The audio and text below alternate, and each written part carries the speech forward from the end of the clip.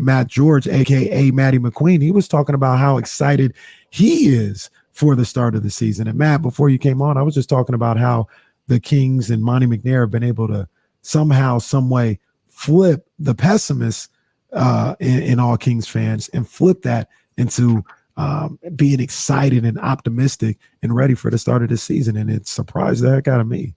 Yeah, I mean, he deserves a lot of credit, right, just for the offseason that he's put together. But a lot of it has to do, and I think I've said this before with you guys, is what I like the most about this offseason that Monty McNair's put together is it's simple. It's easy to understand. And I'm not trying to discredit him by saying, oh, any general manager could do this. What I mean is he had a clear plan and he executed it. He needed to upgrade his defense. He needed to upgrade his shooting. He went out and got a bunch of shooters, got a defensive-minded head coach that's well-respected around the league. He surrounded his best two guys. He didn't have to go out and look for a new star and retool this roster and look for a guy to build around. He already had his building blocks. He did that work, adding Sabonis at the trade deadline. Now he had to add to that. The foundation was there. Now you have to build something that's worth a damn on top of it. And I think he's done that this offseason. That's why he's getting the recognition, not just from us here in Sacramento, the excitement, not just from us here in Sacramento, but you see people around the league look at the Kings roster going, okay, Sacramento might have a squad. I don't know if that amounts to anything, but Sacramento has a squad. And Monty has done a phenomenal job of addressing those two major needs. And another need and request of mine, Kenny, was like I wanted the Kings to bring a roster into this season that was loaded with NBA talent, that I wanted them to get rid of those fringe guys. And it's important. It's good to have guys like Neemias Queta, Keon Ellis, those guys on two-way contracts. That's what those spots are for. I'm okay even using your 15th or 14th spot on guys like Okpalo or Maneke, guys that are trying to establish himself in the league. That's fine, but that guy can't be 10, 11, and 12. Right. And the Kings have gotten 10, 11, 12, I think 13 guys that are capable of playing in a steady NBA rotation on a winning team. Yeah, man, I agree with you. And I'm looking at this squad and I'm looking at, the way the roster is playing out and some of the roster battles, the camp battles that they're going to end up having for, third string guys, guys that probably, ideally won't play, but every 3, 4, 5 games, right? But they're still bringing a competitive nature to this team. And a lot of people have said they still need a little bit more from the Kings or whatever the case may be. Do you think, and when I ask you this question, I'm not saying are they set to go to the playoffs right now or, they're just locked in.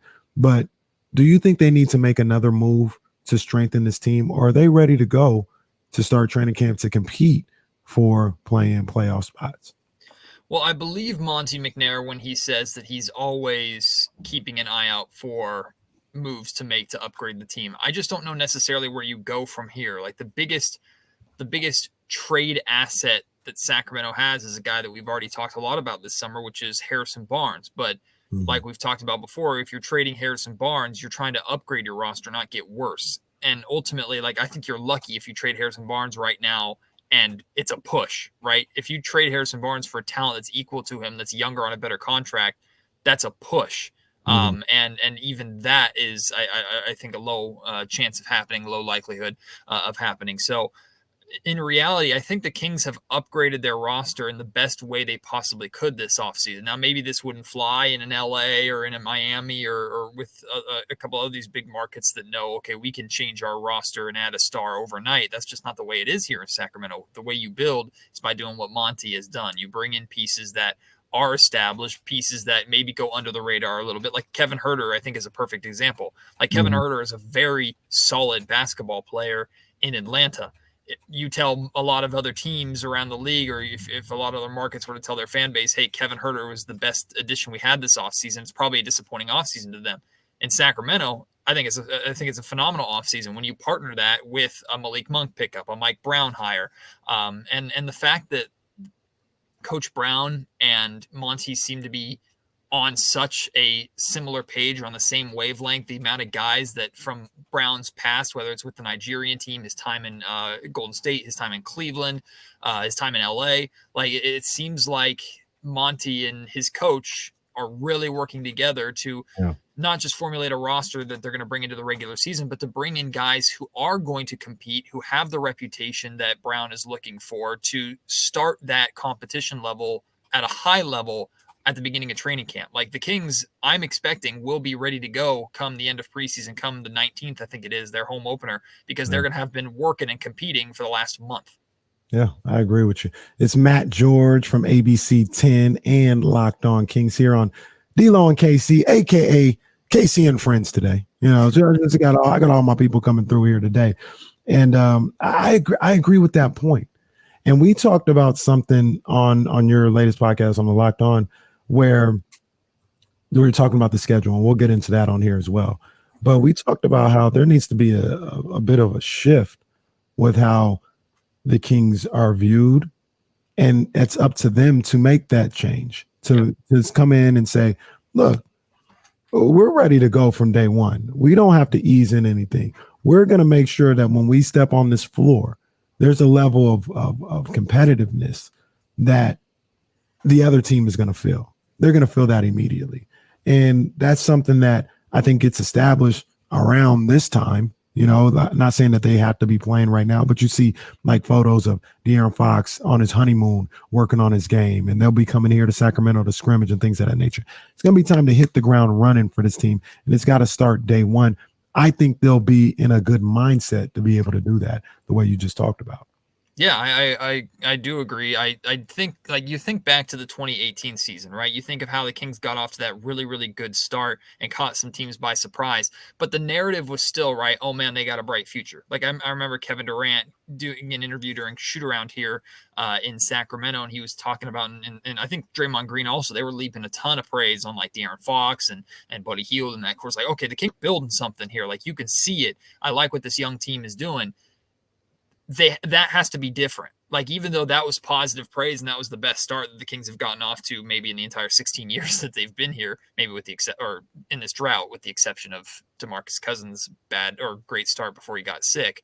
I think the narrative needs to change to, so the Kings get off to a good start like that again, which I think they absolutely have to if they want any chance of making the playoffs. And the narrative is not, oh, this team is going to be something. No, this team is something now. Like, and that doesn't necessarily have to be a championship contender or anything like that. Like, let's not get too far ahead of ourselves. But I want the Kings to establish themselves day one as, oh, this is a team that we can't take lightly right away. And it's not just a mindset of, because every team will say, oh, you can't take any team lightly in the NBA. But, good teams look at teams like Houston, San Antonio, those teams at the bottom, and go, yeah, we should beat them. We're not going to take them lightly, but yeah, we should beat them pretty comfortably, like just based off where we're at. The Kings can't be in that category. The Kings have to be the team that's like, we have to take them seriously because they can beat anyone on any given night. And I think this roster is capable of that. But you're right. In order for that narrative to change, the Kings have to show it first. Nobody's going to give them that. Yeah, for sure.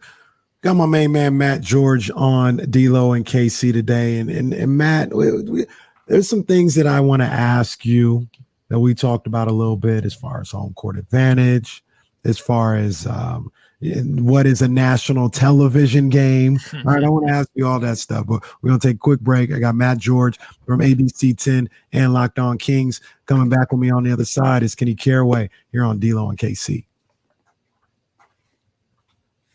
Cool. Appreciate you, Matt. Yeah, we're clear. What's up? Appreciate you, man. Kevin, you want to come say hi to Kenny? My main man, Kevin John. Come here, come say hi. What's up, Kim? What's good? Hey, what's man, up, baby? Happy birthday, bro. Didn't you just have your birthday like a few weeks ago or something? My birthday was about damn near a month ago. Oh, God dang. Well, better late than never, man. No, it was like a month ago, but thanks, man. Appreciate you, man. How you doing, man? Hey, bro, I'm just hanging in, man. Just trying to do the best I can, working alongside this stud right here. You're doing it, man. You're doing it. I see you. I see you on the screen, man. I see you guys doing what you do, man. So keep doing it, man. And likewise, I see y'all as well. Yes, y'all making moves over there, man. I'm just blessed to say I still know who D-Lo and KC are. Real talk, man. Man, hey, man, Kevin, we gotta talk to you one of these days, man. We gotta get you on here, man, and rap with you a little bit.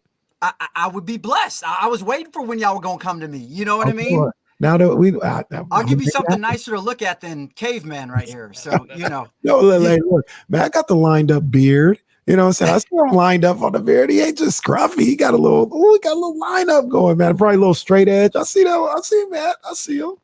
You know, he's slowly but surely getting there. You know. So, but yeah, man, really good. I see you representing that Crenshaw too, man. Yeah, man. Shout out to the Marathon Clothing. Marathon continues. Check out, and you probably like this, Kevin and Matt. You know, check out me and Damien. We got a new podcast, Corners of the Culture, talking about basically the culture. It's exactly what it sounds like. And the last episode was on Nip. Came out today, man. So check that out, man. Some good stuff. Especially if it's for the culture. You know, I'm gonna check it out. Absolutely. Yeah, no doubt. All right, man. What happened, big dog?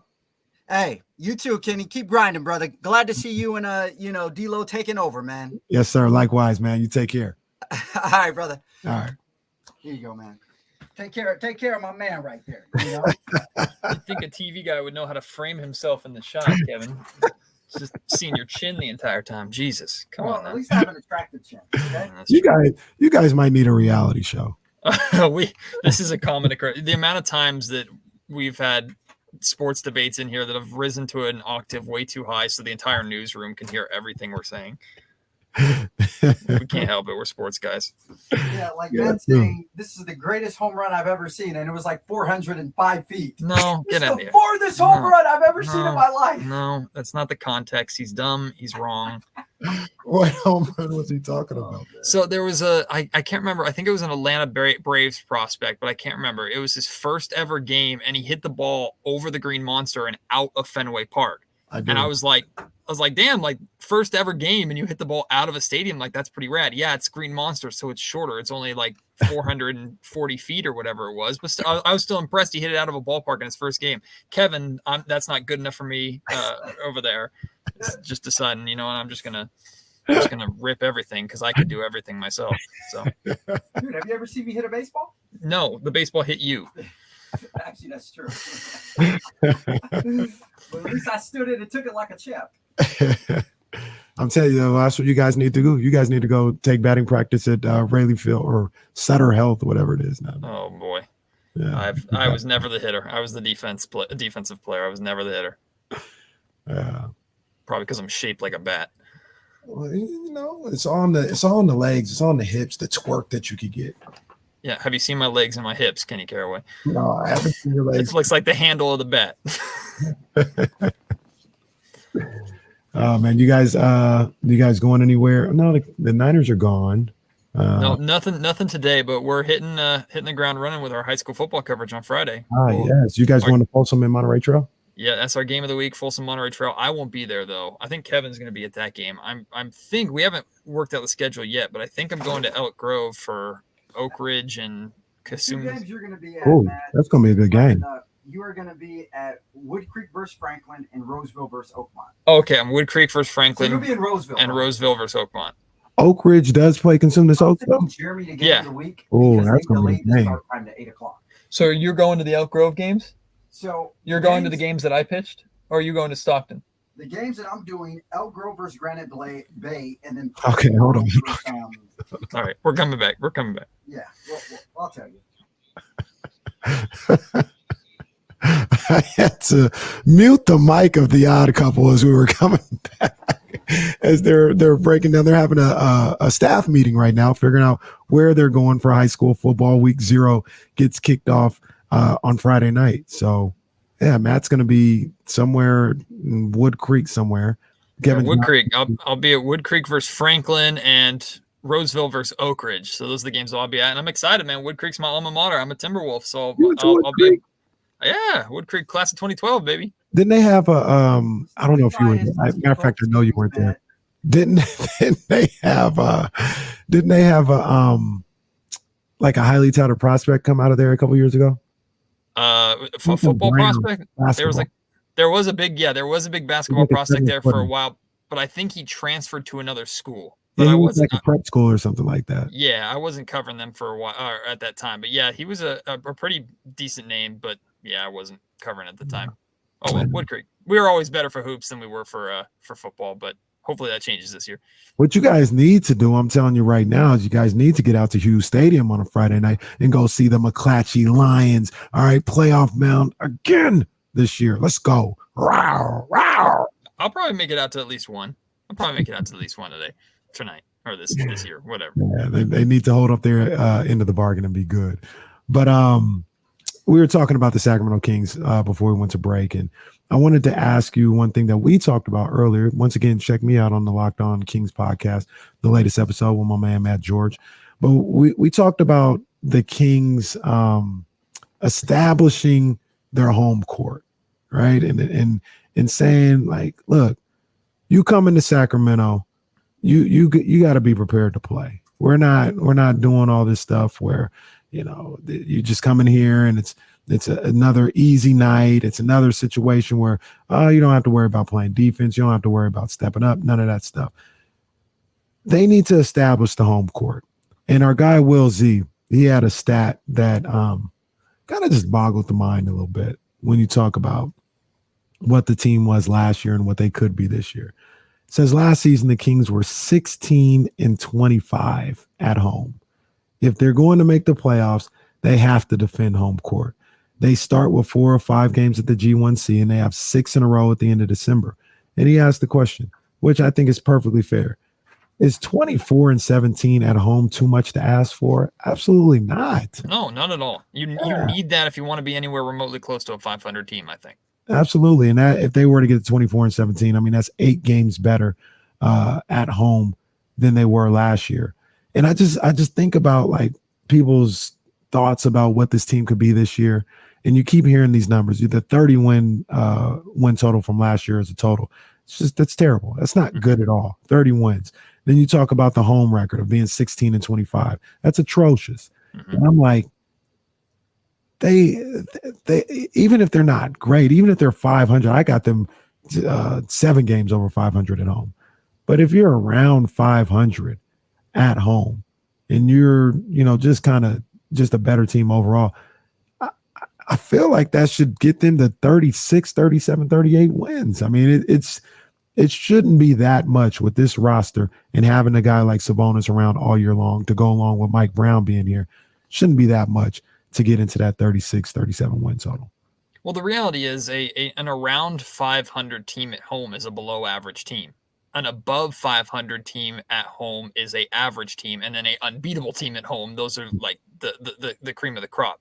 Like that's what the Kings were in the day, in the early 2000s, in the late 90s. Like they did not lose games at home regardless of the competition, and that's changed to regardless of the competition, the Kings have a great chance to lose at home. I can't tell you how many times, like the Golden One Center is a phenomenal building, but that building has not been friendly to teams coming in and absolutely punching the Kings in the mouth for no reason, whether it's blowing them out on a night that they should win. I remember the New York Knicks coming in when they were a really bad team a couple of years ago, and the Kings were up by like 20-something on them. They lost that game. Remember when the Brooklyn Nets came in the year that they were led by D'Angelo Russell? Kings blew a new near 30-point lead against them, lost that game. Like, there are teams that only come into Golden One Center once a year and they march in like, yeah, this is our yard, we're fine. Like that can't happen. That can't happen. And it's not just like, look, I expect when the Golden State Warriors come to town, I expect half the arena to be filled with Warriors fans. Fine. When the Lakers come to town, I expect half the arena to be filled with Lakers fans. Like I expect that. Part of me actually kind of likes that atmosphere a little bit. I look forward to those games. Of course, I'd rather see it all be Kings fans, but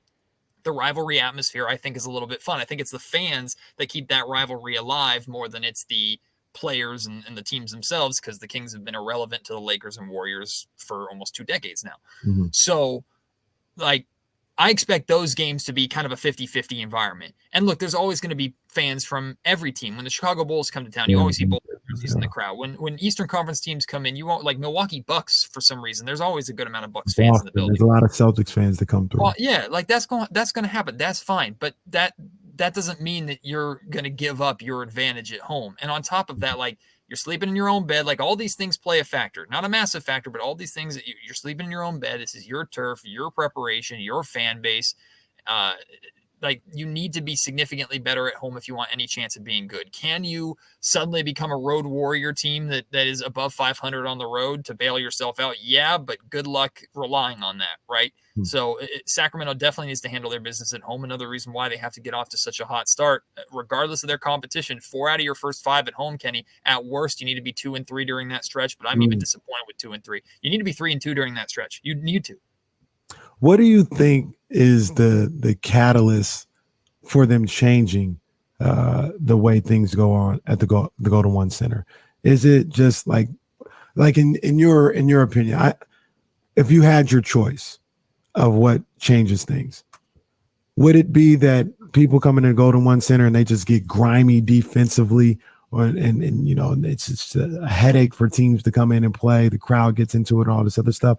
Or would you want like the greatest show on court, where these guys are flamethrowers, they're knocking down shots, they're getting up and down on a fast break or whatever the case may be. You may be able to score on them a little bit on the defensive end, but man, you better have your track shoes on when you come to go to one center. Which one would you prefer?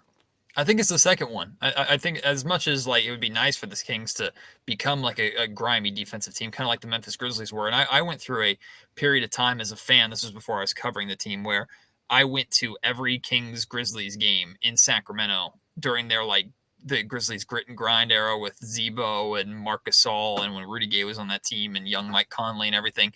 And those games were atrocious because the final score was like 84-86. Like that was the way the Grizzlies played basketball. I think the Kings style is run you out of the building, and the Kings get the extra burst of energy that they need to close out a game from the fan base while the other team is tired out. And that sounds kind of romanticized. It's not like the fans actually have that much power necessarily, but you can feed off the energy of an arena, especially when it gets going and gets rocking. I think the Sacramento Kings, especially early on, have to repeat kind of what they did in 2018, which is run teams out of buildings, out condition them. Like I remember during that 2018 season, the Minnesota Timberwolves, who weren't nearly as good then as they were or they are this season, or they are currently. And I remember probably third quarter, after the halftime break, Karl Anthony Towns just being gassed. Like we were less than a month into the season, and Karl Anthony Towns could not hang, and I couldn't blame him. The Kings were absolutely running him up and down the floor. He was guarding Willie Cauley-Stein, who was running up and down the floor. Like that's a good way for you to take teams out of games. In addition to that, you use your energy of your crowd at home to maybe get you over the hump a little bit. Plus, this roster now is loaded with athletes to where Fox needs a breather. Davion Mitchell can continue to push the tempo. Malik Monk in for Kevin Huerter. I don't know. Keegan Murray can run the floor. Like Rashawn Holmes can run the floor off the bench. So I think it's pushing the tempo that's going to be key. Yeah, I think so as well. And I think there's a little bit of a misnomer with Mike Brown being there, and even with some of the things that some of the teams that he had in the past that didn't do a whole lot of running. Those LeBron Cavs teams were just, it was a rock fight every night and things of that nature. And I think a lot of people think that that's how Mike Brown is going to coach this team, and that would be a mistake, I think, with somebody like De'Aaron Fox and guys that can get up the floor like Malik Monk and things of that nature, Davion Mitchell. I don't think he's going to coach that way, though.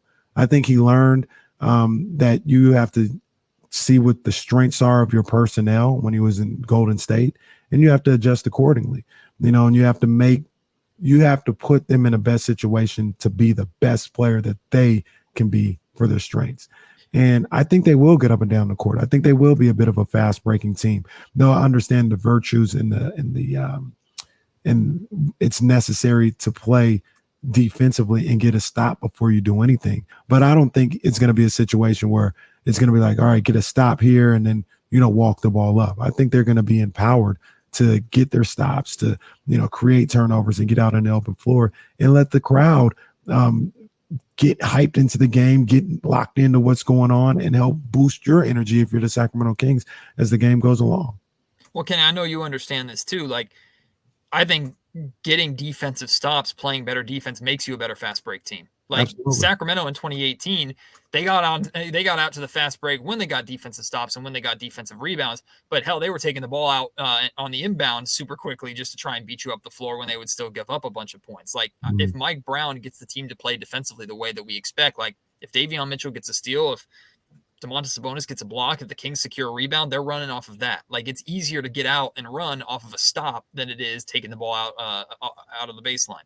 So I think that's a big deal. And then I like what Gwitty Cube said here in the chatty house. He said, average players become all-stars when they play against the Kings. I want us to stop that, especially at the Golden One Center. Like that's a good point. Like how many times, and we almost make a joke out of it, but we make a joke out of it so consistently that it's a problem, right? You expect Giannis to come in here and drop 30. You expect LeBron to come in here and have a good game.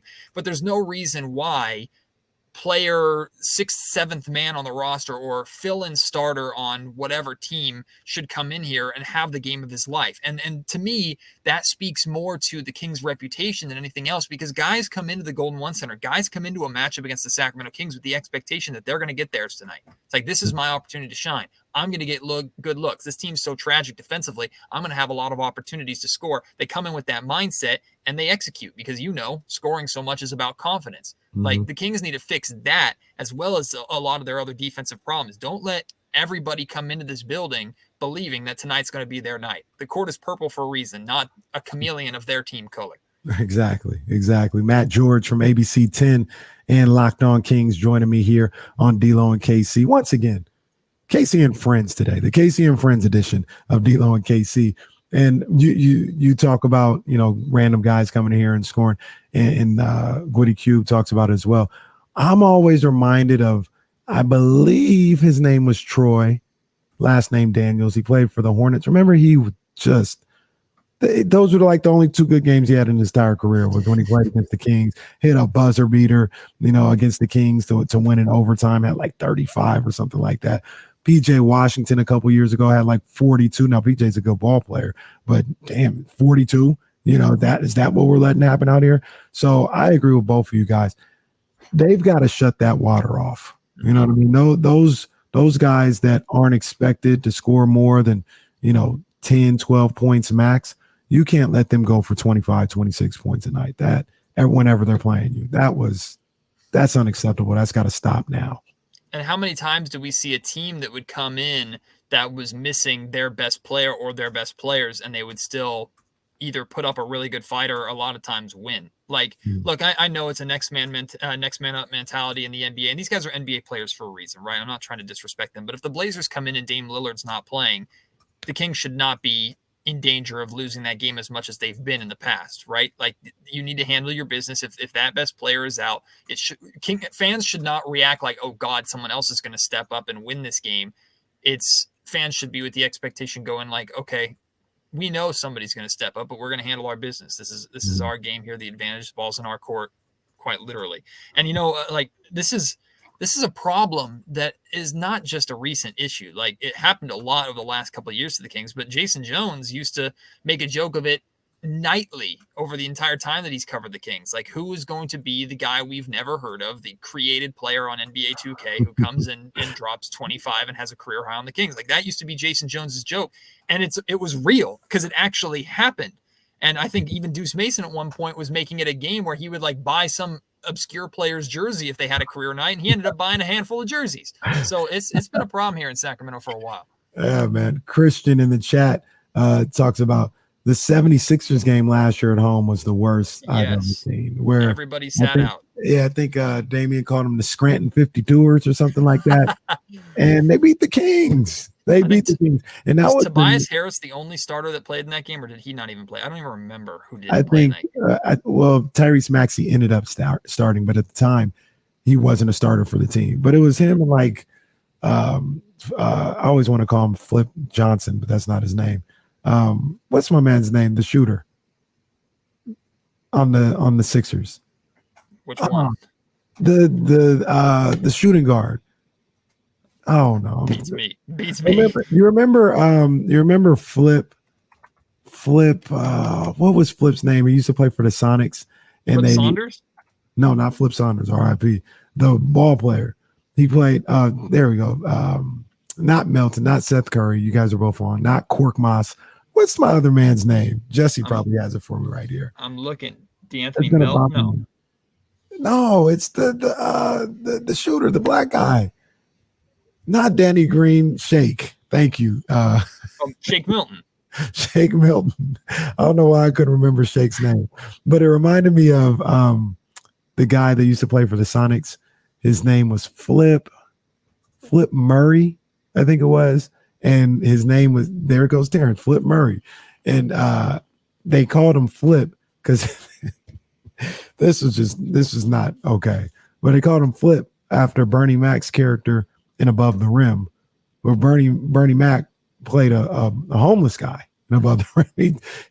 So they called him Flip based off of that character. And he was actually a pretty good ball player. He had some good moments. But yeah, Flip Murray, former Seattle Supersonic. That's why I don't know why that always reminds me of Shake Milton. Because like, who did Shake get his name after? But it definitely wasn't Flip from above the rim. That's not what it was. But we talk about the Kings holding down home court. And you look at the schedule, you mentioned it a little bit. They play their 4 of their first 5 at home. Mm-hmm. There's a stretch in there where they play 6 straight in December at the crib. And they have these different little stretches, whether it's the games at home, whether it's, the games to start the season.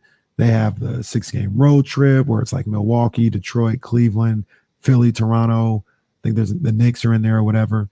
And so many times people see these stretch of games and they go, oh, well, they'd be lucky to go 2-5 in this 7-game stretch. Or, they're playing 6 games. I mean, they'd be lucky to go 2-4. Realistically, you're looking at 1-5.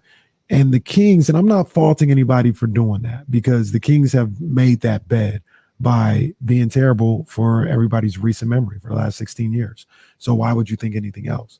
But the Kings need to establish something a little early in the season when they have stretches like that, in my opinion, to get to the point where we're not going into a 6-game stretch saying lock down at least 3 losses for us. Lock down 4 losses. What is 10-game stretch that we have here? Well, you could probably put 6 to 7 losses in the book for that, and hopefully we can get 3.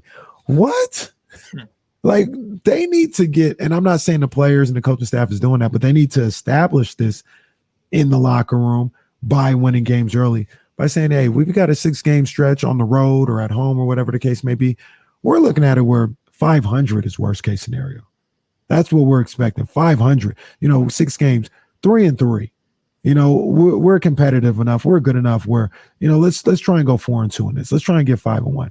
But just the conceding of 4, 5 losses at a time, it's got to stop. That's got to stop. Well, it's funny because I hear a lot of people talking about, man, this is a tough schedule for the Sacramento Kings. Man, they have this hardest strength of schedule from this point to this point, blah, blah, blah, blah. Like, it's the Sacramento Kings. Like, the schedule is going to look hard for the Sacramento Kings until they're a good basketball team. The reality is there's only a handful of teams in the league that are worse than them. So that means the majority of games they play are, at least at this point, before we have the context of actually seeing this team play together, maybe they're a lot better than we expected. Maybe they're as good as we expect. Maybe they're worse than we expect. We don't have that context. Right now, though, we're going into the context of this team has been ass for 16 years. So with that context in mind, yeah, it's a tough schedule. That's the way it's going to be. So I hear people talking about, oh, man, the Warriors 3 times in the first 12 games. Oh, man, your second home game of the season is against the Los Angeles Clippers. They're going to be amazing. Oh, man, you have these teams on back-to-back nights. It's like, yeah, like that. Welcome to the NBA. Like, that's going to be the reality. So I look at those stretches, and it's less like, hey, chalk up some losses for the Sacramento Kings here, some expected losses. Like, if you want to be Debbie Downer and go that route, I don't necessarily blame you. For me, it's if the Kings are going to accomplish the goal that they're going to accomplish right now, we're looking at this schedule and we're going, okay, they need to steal a win here. It's not give them a loss, it's steal a win. Yeah. And that's how the Kings need to get there, is at this point, steal a win. Like, I look at this roster right here, right? I see the Los Angeles Clippers and the Minnesota Timberwolves in Sacramento on Friday the 3rd, Saturday the 4th, the first weekend of March, right? I'm just using this as an example. It's literally the first one I saw. Okay, the Los Angeles Clippers at that point are, as we expect them to be at this point, that's going to be an established playoff team gearing up for a playoff run. First night of a back-to-back. Can you steal a win there? Not that's an expected loss because the Clippers are going to be damn good regardless of if you're at home or on the road. Like, can you still steal a win that night? But we might get to that night. It might be Thursday the 2nd, the night before that, and the Kings are 4 games over 500 and the Clippers are injury riddled, and suddenly that's a game you have to win. So it's all about the context of the moment. Like, I don't blame anybody for dissecting the schedule when it's out right now, because what the hell else are we going to do in the middle of August and there's nothing going on? So anybody that kind of turns their nose up at talk shows and podcasts dissecting the schedule, like, leave them alone. Like, we got to create content somewhere. But at the same time, too, we're all doing this knowing full well that context is important. And going back to your original point, Kenny, instead of going through this roster and saying, oh, Phoenix on the road on the 14th of February, that's probably a loss. Okay, here's the 6-game road trip. All right, we got to give at least 3 losses in this. There's no way the Kings are going to go over 5. But instead of doing that, it's going, okay, what are some games that the Kings can steal? And if they steal enough games, does that get them at or above 500, which I think puts the Kings in the actual playoff conversation? Yeah, no, I agree 100%. And you look at, I'm not even going to the upper echelon teams like the Bostons, the Golden States, the Phoenix. I'm not going to them, but I'll go to Atlanta, Cleveland, who else? New Orleans. I don't think any of those teams and those fan bases are looking at the schedule and saying, oh man, they got a 6-game road trip. I'll probably be 1-5. Like, they're not doing that. They're like, okay, 6 game, go 3-3. Go 3. It's going to be tough. Like, it's, you're not going to sweep a 6-game road trip more times than not. Nobody's saying nothing like that, but nobody is conceding 4 or 5 losses at a time. So I'm with you. I want to see the mentality change, and I don't fault fans or anybody observing the schedule for feeling that way. It's up to these players. And I'm not even saying the players are going in thinking, oh, we're going to lose 6 on this 8-game road trip. Like, they're not saying that, but it's up to them to change that narrative, change that dynamic by going out and winning these games, man. Matt, one more thing before I get you out of here. We had a discussion earlier on Locked On Kings about the schedule, about national television games. And the line is out right now that the Kings have 5 national TV games, 1 ESPN, 4 NBA TVs. I just got the vibes. I tried to convince you a little bit, but I got the vibes that you're still not buying that. They got 1 national TV game. Is that what you're saying? By definition, Kenny Caraway, they do have 5 national TV games by definition. By reality, or what everybody looks at, the same way ESPN3 is not a thing. Like, NBA TV is not national TV games, at least in my opinion. Like, or if it is, it's not on the same level. Like, we talked about this on the podcast. Like, to me, TNT is cream of the crop. Like, if you get a TNT game, like, that's the best you can get. And that's just me personally. No disrespect to ESPN. I know most look at them on the same level. I just like what TNT does, their broadcast crews, their pre and post game shows. For argument's sake, I'll say ABC is the top of the top. Okay, sure. Regardless, like, that's a tier. The Kings finally got on that tier. Granted, it's a game that a lot of people are going to go, why the hell am I watching the Kings and the Houston Rockets on a Wednesday night in January? I understand that. Maybe one of those teams, hopefully the Kings are an exciting team at that point. Maybe people are excited about it. But, like, that's a separate tier from NBA TV games, which is just taking the national or the local broadcast of whatever team and plucking that on national TV for people to watch when they normally don't get to. So, by definition, yes, it's a national TV game, but it's not on the same tier. It's not even close. Sorry, NBA TV, you're a great channel. I like your content, but you aren't on ESPN and TNT's level. I'm glad the Sacramento Kings at least got 1 on that level. Jesse, he hits me up and he says NBA TV as a national telecast is what True TV is to the NCAA tournament. Oof. Oof. Hey, firing shots at True TV. They got some good content on there. I do. I think True TV is where I watch Court Cam. Have you ever seen that show? Oh yeah, Court Cam's a great show. Crazy, bro. Court Cam. I'll go down rabbit holes of Court Cam on YouTube, and then, like, it's weird because it shouldn't be as relaxing as it is, but Forensic Files used to be like a go-to wind me down, put me to sleep type show, and that's like a true TV classic. But good shout with Court Cam. I like Court Cam is good. They even have, I don't know if it's still on because I don't know if it lasted, but like Neighbor Watch or something like that, where basically they got these neighbors. They would take, like, maybe they'd get the video from their Ring camera or something like that, and all these neighbor wars, like somebody parking on somebody's grass and whatever the case may be. But yeah, Neighbor Cam, Neighbor Watch, I think is the name of the show. That's the new one. That's the new one right there. Check it out. They're giving it to you, man. Matt George, man, I appreciate you tapping in. Big up. Matt hit me up earlier in the week, and he's like, man, if you need me anytime this week, like, let me know. Like, out of nowhere, man. And absolutely, I said, absolutely. Absolutely. I need you about an hour on Thursday, man. So I appreciate you getting in here with me, man. Appreciate you having me on your show earlier. Go check on Locked On Kings as soon as D-Lo and Casey is over. And we'll see you on ABC 10 soon, man. I appreciate that, and I'll say this really quick, Kenny. Your partner in D-Lo showed you a lot of love on Twitter earlier, and he's absolutely right. Going from where you went to where you're at now, holding down the fort, and like you were just as talented then when we first started talking, getting to know each other, that what you are now, man. So I'm proud of you, and I love what you're doing, and it's an honor, truly. Every time it is to come on with both of y'all, it's an honor. But it's an honor to join you today, boss. Man, thank you, man. We love having you on, man. Matt George, a.k.a. Matty McQueen, right here. We'll come back. I got to look. I'm about to sneak something in, too. I have an idea. I'm about to sneak something in. Nobody's home. The parents aren't home. I'm going to sneak something in real quick. I'll tell you what it is on D-Lo and KC here on ESPN 1320.